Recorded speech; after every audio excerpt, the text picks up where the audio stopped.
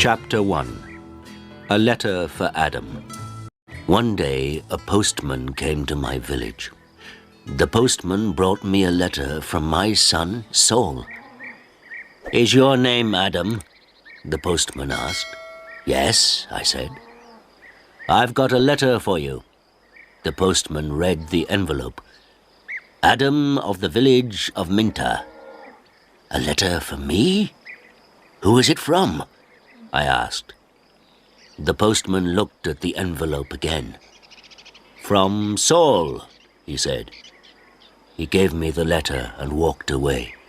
"Martha! Martha!" I called to my wife. "Come here! We have a letter from our son Saul." Martha came out and looked at the letter. She was excited, but she was also worried. "A letter from Saul?" she said. "Is he alive and well?" "I'm going to find the school teacher. He can read the letter." There was no school 50 years ago, so I cannot read or write. I live in a small village. The only work is farming. My only son, Saul, left the village 2 years ago, and my 3 daughters are married. Saul is making a lot of money in a foreign country. Martha and the schoolteacher came back. A lot of other people came. Everyone wanted to hear my letter. The schoolteacher opened the envelope and read the letter. 20 Taylor Street, London E19, England, 16th of March. Dear Father, I am living in London. I have a job in a factory. The work is very hard.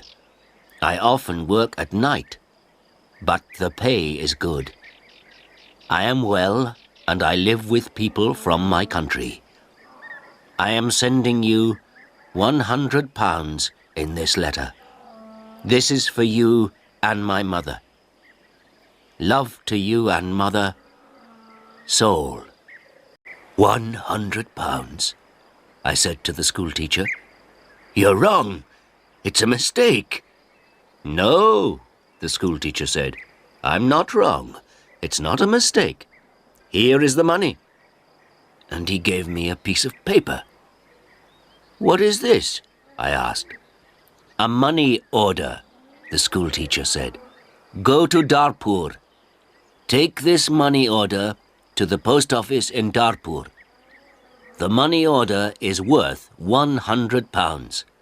The post office official will give you the money." £100, I said again. Everyone laughed and said, "Adam, you are a rich man. You can buy many things for your farm and for your house. And I can buy some good food and drink in Darpur. I am going to give a party for you all," I told my friends. Martha said, "Saul is a good son." That evening, the village people talked about the money order and my money. Martha and I also talked about the money. We needed many things for the farm. Chapter 2. Adam goes to Darpur. The next morning, I got up very early. It was dark and everyone was asleep, but I was going to Darpur. I washed and dressed carefully. I put on my best clothes and I carried my best stick. I put the money order carefully in my pocket and I said goodbye to Martha. I walked 10 miles to the main road. I sat down at the main road and ate my breakfast. I waited for the bus. I waited for 2 hours. Then the bus came and I got on. It is a long way to Darpur. The bus takes 3 hours. I arrived in Darpur and walked to the post office immediately. I do not often go to Darpur. I only know the market and one shop. This is the shop of Rick. I buy things for my farm from Rick. There were a lot of people in the post office.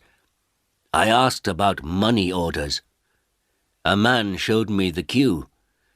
There was a long line of people. and I waited at the back. Finally, it was my turn. I was at the front of the queue. But the official did not serve me. "Excuse me," I said. "It's my turn. I'm next." "You are next. Old man, I'm very busy," the official said. Look at my papers. Look at all these people. I am very busy, and you must wait." So I waited. Finally, the official looked at me. "What do you want?" he asked. I gave him my money order. "This is my money order for £100, I replied. The official held out his hand. "Identity card?" he said. "Excuse me? I don't understand," I replied. "Your identity card," the official said again. "Give me your identity card." "What is an identity card?" I asked. "I can't give you any money for this money order. First, I must see your identity card. Your identity card gives your name and your address. Your identity card describes you. There is a photograph of you in your identity card. I don't know you. Who are you?"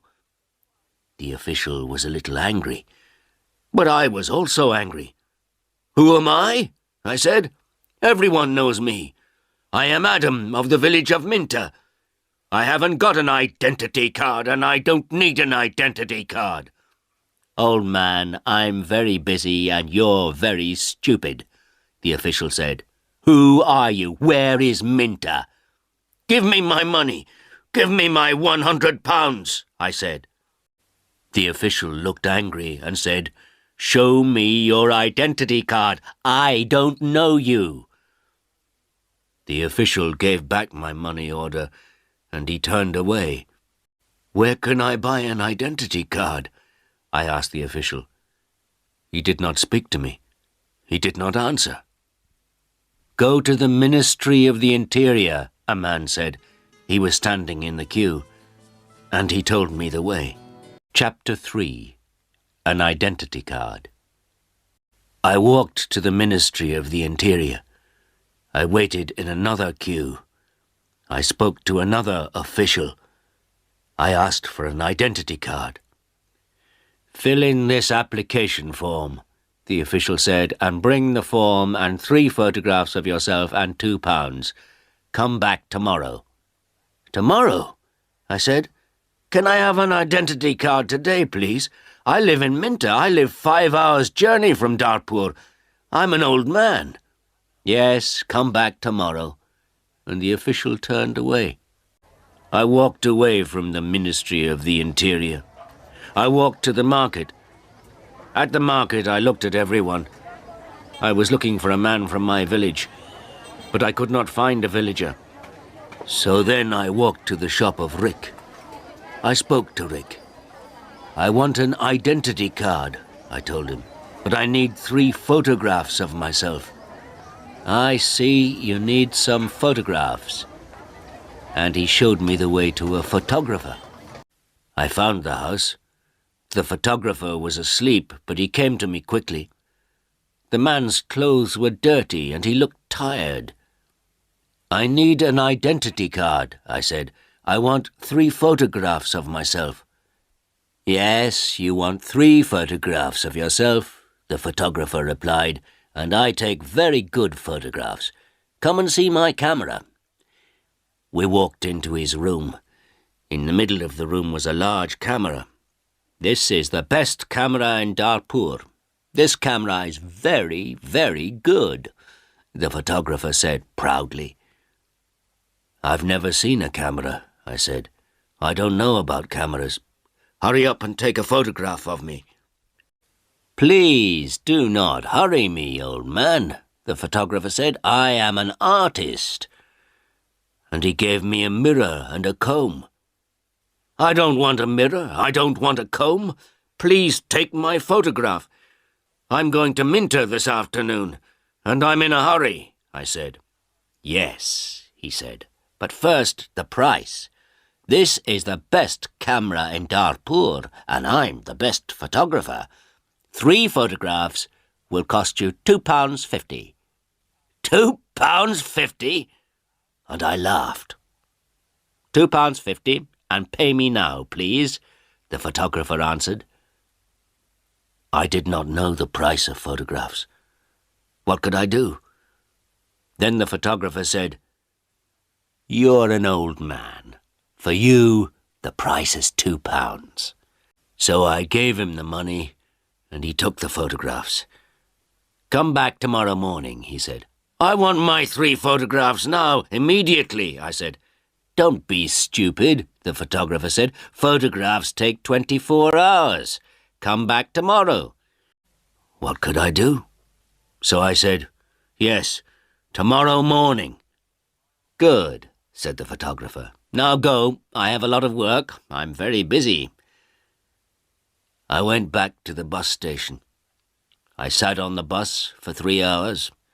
I walked 10 miles back to my village. It was night time, and I was very tired. Martha and my friends were waiting for me. Where is the money? Martha asked. I have no money. I cannot change the money order. First I must have an identity card. And I told Martha everything.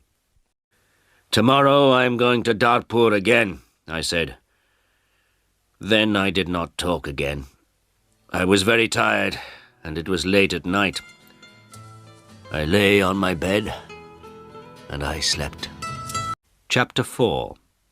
No Photographs. I woke up late the next morning. The sun was already high. I did not walk to the main road and catch a bus. All the buses go to Dartpur early in the morning. So I stayed at home on Wednesday. I was still very tired. I rested and talked to the villagers about the money order. I told them about the identity card and the photographer. The school teacher said, yes, the official is correct. In a post office, you always show your identity card. The school teacher filled in my application form for an identity card. On Thursday, I travelled to Dartpur again. I walked to the main road and I caught a bus. In Dartpur, I walked to the house of the photographer. I knocked on the door of the house. No one came to the door. I knocked again loudly with my stick. A woman opened the door. Who are you? What do you want? She asked. Can I have my photographs, please? I said. Your photographs? I have no photographs, the woman replied. I came here on Tuesday. Where is the photographer? I asked. He's out. He's not here. And the woman closed the door. I shouted at her. I'm waiting here for him. After a long time, the photographer came back. He looked tired, and he smelt of beer. Give me my photographs, I said. I have waited a long time for you. The photographer looked at me and said, I don't know you, old man. What photographs are you talking about? My 3 photographs for my identity card. I paid you £2 for them on Tuesday. Give me my photographs immediately or my money. Your photographs? Your money? What are you talking about? The photographer said. Show me the paper. Show me the receipt for your money. My receipt? I asked. Yes, where is your receipt? The photographer asked. You didn't give me a receipt, I shouted. Give me my photographs or my money immediately. And I hit the photographer hard with my stick. I am old, but I am still strong. The photographer fell on the ground. He shouted, Help! Help! This old man is killing me! And I hit him hard again. Lots of people ran out of their houses. I hit the photographer again, and 2 men held me. I could not get away from the 2 men. The photographer was very angry, and I was very angry. Lots of people were shouting. Then a policeman came. The photographer shouted to the policeman, This old man hit me 3 times with his stick. He's a thief and a murderer. He wants my money. The policeman held my arm and said, Come with me to the police station. I did not say anything. We walked to the police station. At the police station, the policeman asked me, "Did you hit that man 3 times?" "Yes," I said. "He didn't give me my photographs." "Show me your identity card," said the policeman. "I am Adam of Minter Village," I replied, "and I haven't got an identity card." "Old man," said the policeman, "go back to your village. Don't come here and fight. Keep out of Darpur." And he pushed me into the street. I went back to my village. I was tired and angry. Chapter 5. Adam changes his money order. Next day I told my story to all the villagers. The villagers were angry. Martha was very unhappy. She said, "Saul is working very hard. He is sending money and we can't have the money. What are we going to do?" I did not know. Then in the evening the schoolteacher came to my house again. "Adam, perhaps I can help you," the schoolteacher said. "Here is a letter to Mr. Sheth." "Mr. Sheth?" I said. "Who is he?" "He's an important man in Darpur, and he's a friend of my wife's cousin," replied the schoolteacher. "This letter is to Mr. Sheth. The letter is about your money order. Perhaps he can help you." I took the letter and thanked the schoolteacher. So I travelled to Darpur again on Saturday for the 3rd time. After a long time I found Mr. Sheth's house. The door was opened by a tall man. "Can I see Mr. Sheth?" I asked. "And who are you?" the tall man asked. "I have a letter for Mr. Sheth," I replied. "I see. Can I have the letter, please?" And the tall man held out his hand. "The letter is here," I said, and I took the letter out of my pocket. "But I must see Mr. Sheth." "Many people want to see Mr. Sheth," the tall man told me. "He is a very busy man and a very important man. Mr. Sheth is not here at the moment, but give me your letter and Mr. Sheth will read it later."